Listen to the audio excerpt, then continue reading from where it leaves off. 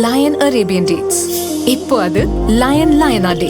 இது தரும் ஆரோக்கியம் இயற்கையானது. லயன் லயனா பிரீமியம் டேட்ஸ். எந்த சமையலும் ருசி தேடும் ரகசியம். 20 ரூபாய். குக்கர் விசில மறந்து உணவு வீணாகி போச்சா?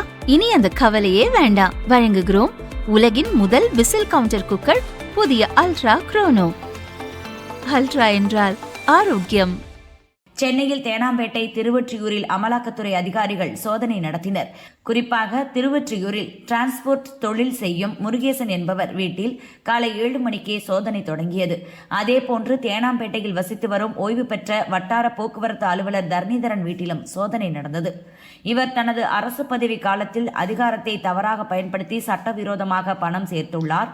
அதனை தொழில் அதிபர் முருகேசன் மற்றும் பிற முகவர்கள் மூலம் முதலீடு செய்து இருக்கலாம் என்கிற சந்தேகத்தின் பேரிலேயே இந்த நடவடிக்கை பாய்ந்துள்ளது. இது தவிர சென்னையில் மேலும் ஒரு சில இடங்களில் சோதனை நடந்ததாக அதிகாரிகள் தரப்பில் தெரிவிக்கப்பட்டது. சிஆர்பிஎஃப் போலீஸ் குவிக்கப்பட்டு அமலாக்கத்துறை சோதனை நடத்தப்பட்டதால் அங்கே பரபரப்பு நிலவியது.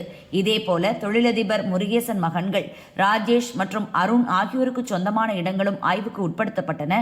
அவர்கள் நடத்தி வரும் டிரான்ஸ்போர்ட் நிறுவனம் கண்டெய்னர் ஏற்றுமதி, இறக்குமதி மற்றும் கப்பல் போக்குவரத்தில் ஈடுபட்டு வருகிறது. முதற்கட்ட தகவல்களின்படி முந்தைய திமுக ஆட்சியில் போக்குவரத்து துறையில் நடந்ததாக கூறப்படும் முறைகேடுகளுடன் இந்த சோதனைகள் தொடர்புடையவை என தெரிய வந்துள்ளது.